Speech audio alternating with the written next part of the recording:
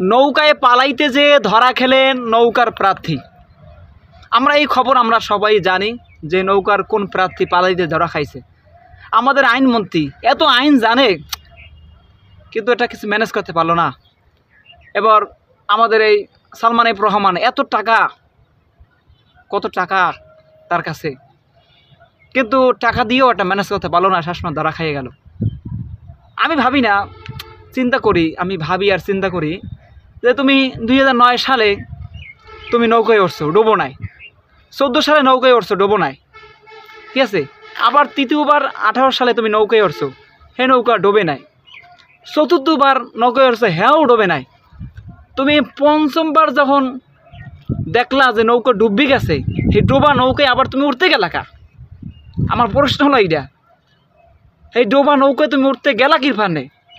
এত কিছু থাকতে, বড় বড় লঞ্চ, বড় বড় স্টিমার, বড় বড় জাহাজ থাকতে তুমি এই নৌকায় ওঠো, ঠিক আছে। ওই যে কয় খয়রাতির নজর তো নিচেই থাকে, তো এক অবস্থা কি হইয়া এরা যতই ডুবুক হারবারে নৌকাই ওড়ে, ঠিক আছে। নৌকাই উঠতে চায়, এটি আমি বুঝি না, আমার এর মাথায় খেলে না।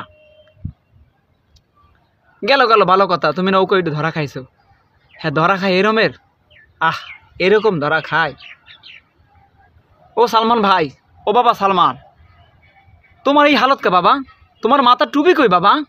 তোমার যে কত সুন্দর দাঁড়িয়ে সাদা, দাড়িটা কই বাবা?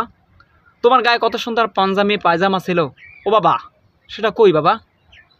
তুমি শেষমাস ধরাও খাইলা আর ধর্মের উপর এরকম আঘাত দিলা, ধর্মের এরকমের ছুরি মারি দিলা। তাও একটা প্রমাণ হয়েছে তুমি এইগুলো ব্যাস ধরছালা, এটা ঠিক যার সময় প্রমাণ হয়েছে তুমি ব্যাস ধরিয়া এ দুনিয়ার সব আকামকুম করছো, এটা বোঝা গেছে। কিন্তু সালমান বাবা, তুমি যে এই যে কামনা করছো, কিন্তু ভালো করে না সালমান বাবা। ও আনিস বাবা, ও বাবা তুমি কই? তোমার এত আইন জানা, কিন্তু তুমি একটা আইন বাই করিয়ে পড়াইতে পারলা না। ও সালমান বাবা, তোমার এত টাকা, তুমি টাকা দিয়ে তুমি একটা স্পাইডার মান ভাড়া আনতা, এই তো উড়াল দিয়ে চলে যেতে ভারতে। কি যে বলবো সালমান বাবা, এখন কি অবস্থায় বাবা? ধরা তো খাইয়ে গেল বাবা।